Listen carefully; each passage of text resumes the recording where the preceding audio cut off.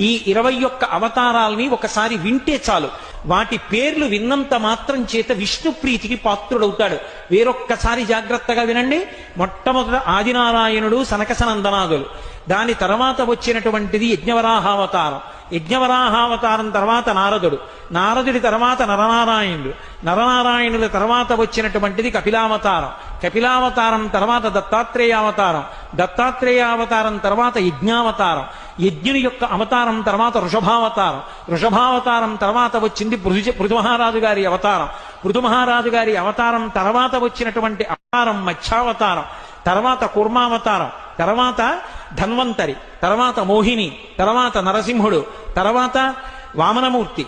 తర్వాత పరశురాముడు. తర్వాత రాముడు. తర్వాత బలరాముడు. బలరాముడి తర్వాత కృష్ణ భగవానుడు. కృష్ణ భగవానుడి తర్వాత బుద్ధావతారం. బుద్ధావతారం తర్వాత కల్కి అవతారం. ఏకకాలంలో 2 అవతారాలు